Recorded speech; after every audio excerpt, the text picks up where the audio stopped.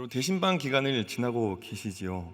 제가 담당하고 있는 청년부는 이 대신방이라는 기간이 따로 존재하지는 않지만 우리 청년들과 상시적으로 이 시간이 될 때 만나서 함께 티타임도 가지고 삶을 나누고 또 기도 제목도 나누는 그 신방을 진행하고 있습니다.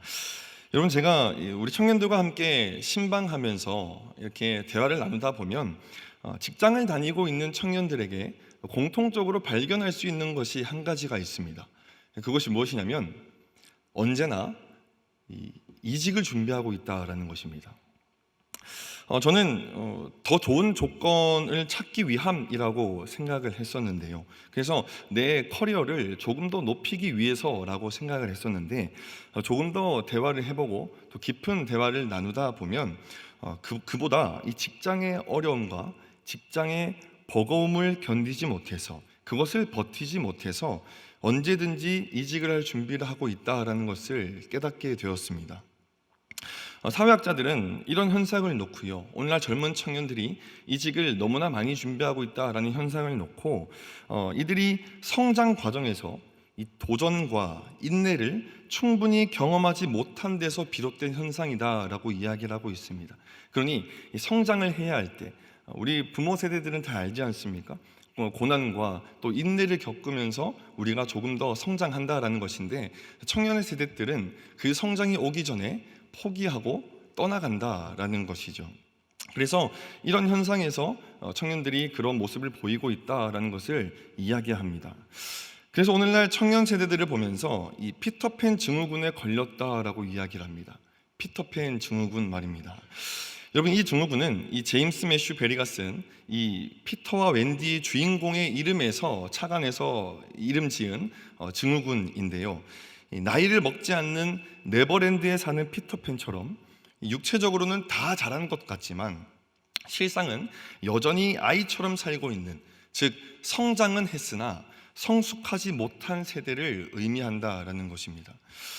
그런데 저는 요즘 이 현상을 보면서 이 교회 안에서도 우리는 이 영적인 피터팬 증후군에 걸려있진 않은가라고 생각을 해보게 되었습니다.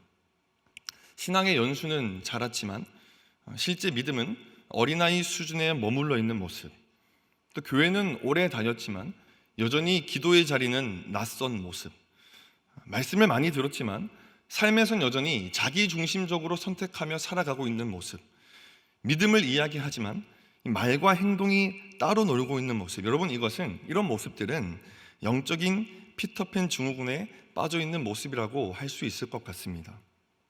오늘 함께 읽은 에베소서 4장 13절에서 15절까지의 말씀은 우리가 어디로 자라가야 하는지, 그리고 우리가 어떻게 자라야 하는지, 그리고 우리가 왜 자라야 하는지에 대한 이야기를 바울은 말씀을 통해서 우리에게 건네주고 있습니다.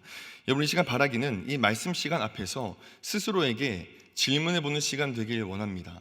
나는 하나님 안에서 그리스도의 장성한 분량에까지 자라고 있는가? 여러분 이 시간 그렇게 그리스도의 장성한 분량으로 자라나기를 결단하시는 저와 여러분 되시길 간절히 소망합니다. 아멘. 여러분 그리스도의 장성한 분량에 자라기까지 위해서는 바울은 두 가지를 이야기합니다. 첫 번째는 믿는 것과 아는 것이 하나 될 때 자라난다라고 이야기를 합니다. 오늘 본문 13절 말씀 제가 읽도록 하겠습니다. 우리가 다 하나님의 아들을 믿는 것과 아는 일에 하나가 되어 온전한 사람을 이루어 그리스도의 장성한 분량이 충만한 데까지 이르리니. 아멘. 여러분 바울은 우리가 그리스도의 장성한 분량에 이르기 위해서는 우리가 믿는 것과 아는 일에 하나가 되어야 한다라고 이야기를 하고 있습니다. 하지만 우리는 신앙생활을 해나갈 때에 종종 이 아는 것과 믿는 것을 분리해서 이해할 때가 참으로 많이 있습니다.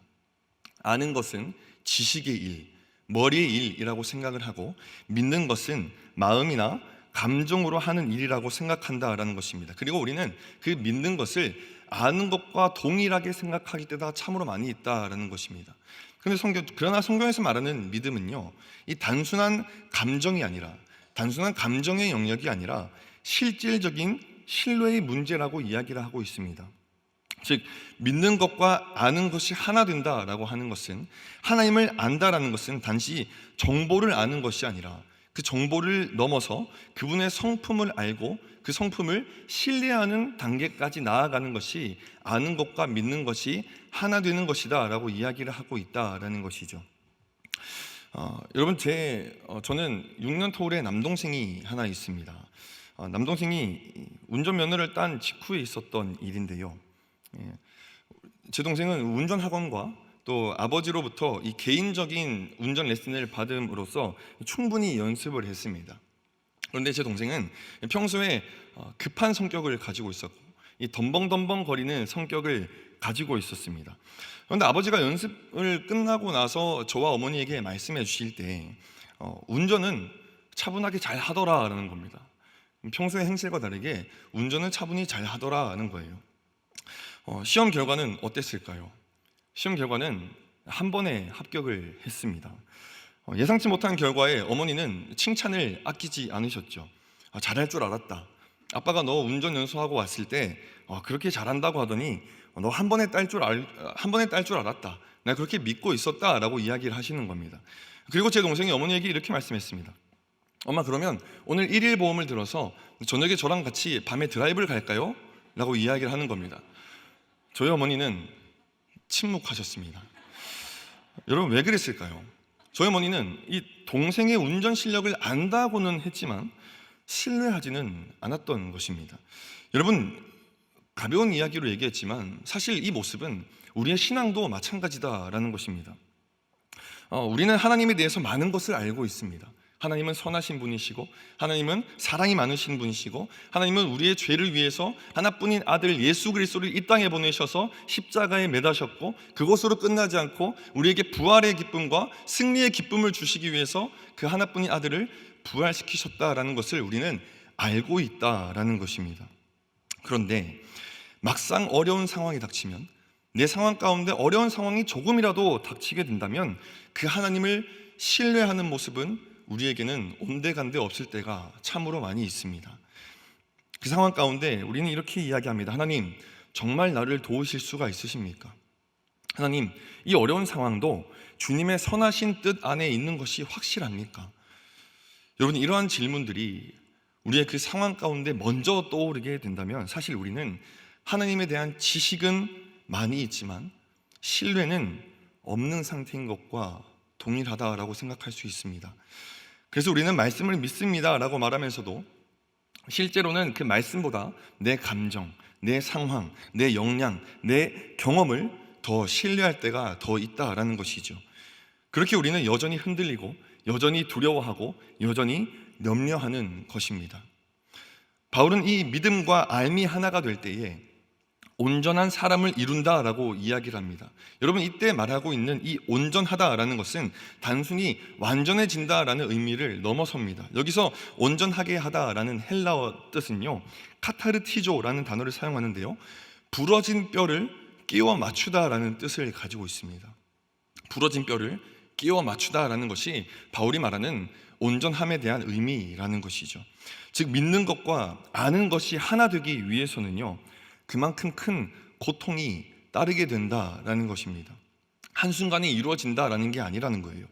왜냐하면 우리 안에는 지식만 있고 신뢰하지 못한 부분들이 너무나 많이 있기 때문입니다. 그 아는 것과 믿는 것의 괴리감이 너무나 길기 때문입니다. 그래서 그것을 좁히기 위해서는 뼈를 다시 끼워 맞추는 고통이 우리 가운데 그러한 무더분한 노력들이 있어야 한다라는 것을 바울은 오늘 이야기하고 있다라는 것이죠. 사랑하는 여러분, 진짜 자람은요, 진짜 자라나는 것은 바로 하나님을 더 정확히 알고 그리고 그 아는 만큼 더 깊이 신뢰할 때 시작되는 줄로 믿습니다. 지식과 신뢰가 하나 될 때에 우리는 고통스러운 회복을 지나서 이 온전한 사람으로 자라나게 되고 그리스도의 장성한 분량에까지 자라나게 되는 줄로 믿습니다. 하나님은 아는 것과 믿는 것이 하나가 되는 그 내면의 자람이 이루어졌다라고 한다면 이제는 그 믿음이 삶으로, 사랑으로 흘러나와야 한다라고 이야기를 합니다. 그래서 자라남의 두 번째 원칙은요, 사랑 안에서 참된 것을 행할 때 우리는 자라날 수 있다라는 것입니다. 오늘 본문 말씀 15절 말씀 우리 한 목소리를 읽도록 하겠습니다. 오직 사랑 안에서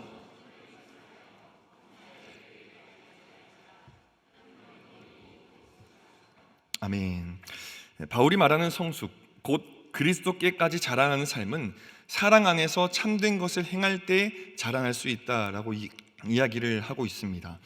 여기서 여러분, 참된 것이라는 표현은 이 알레테우오라는 단어를 사용합니다. 이것은 삶 속에서 드러나는 진리, 곧 하나님 뜻에 부합한 그러한 실천을 의미한다라는 것이죠. 오늘날 우리는 진리를 알고 이야기하는 사람은 너무나 많습니다.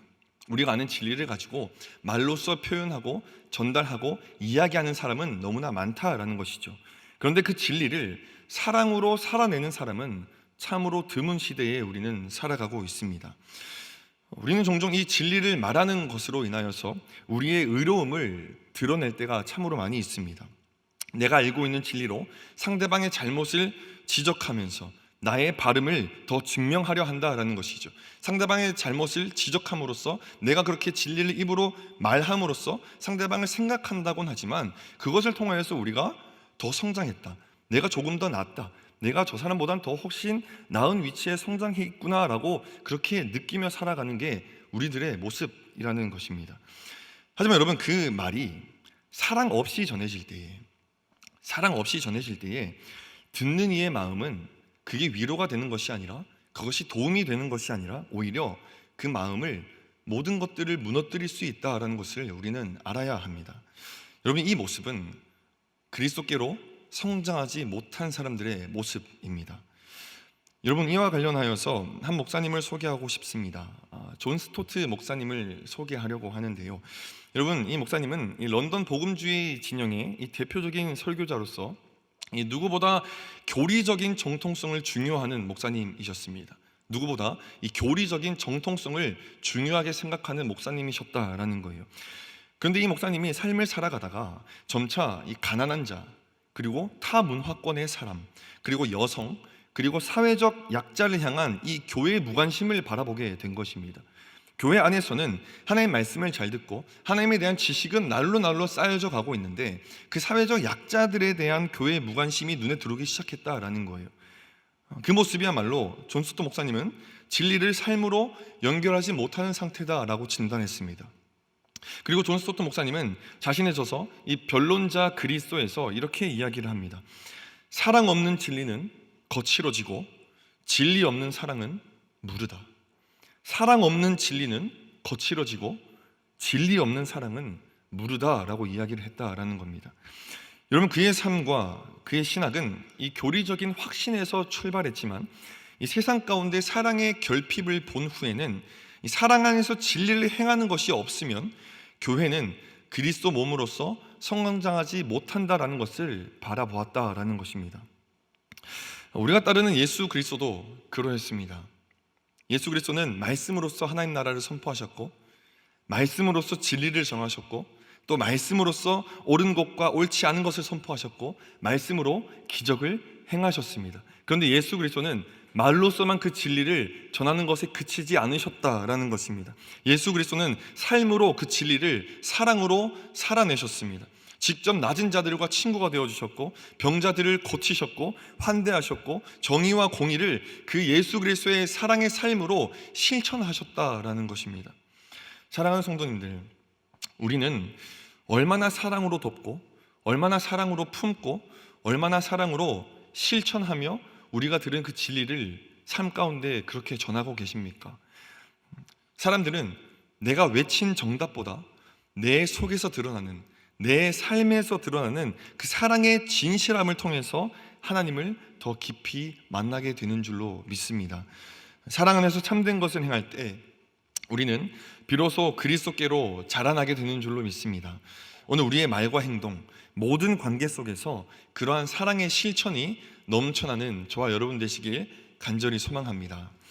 여러분, 마지막으로 우리는 그렇다면 왜 그리스도의 장성한 분량으로 자라나야 되는 걸까요?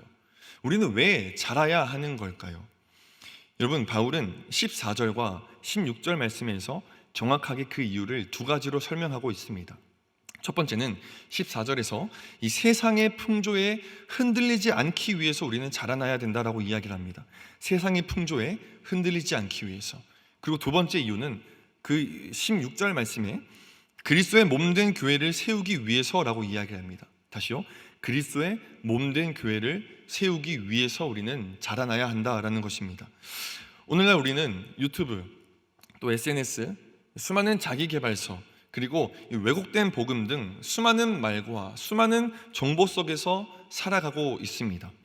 여러분, 우리가 성숙하지 않으면, 우리가 성숙한 상태가 아니라 한다면 우리는 결코 그 상황 가운데서 진리를 분별하지 못하게 됩니다.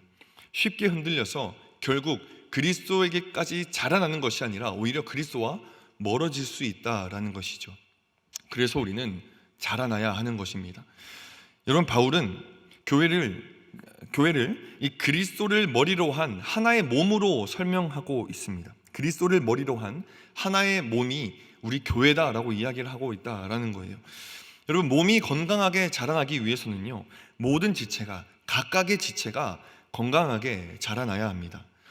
한 지체가 미성숙하다라고 한다면, 한쪽이 덜 자랐다라고 한다면 몸의 전체의 균형과 또 건강을 무너뜨릴 수 있다라는 것이죠. 즉 여러분, 내 신앙의 성장은 공동체의 성장과 직결된 문제라는 것을 우리는 꼭 알고 있어야 한다라는 것입니다.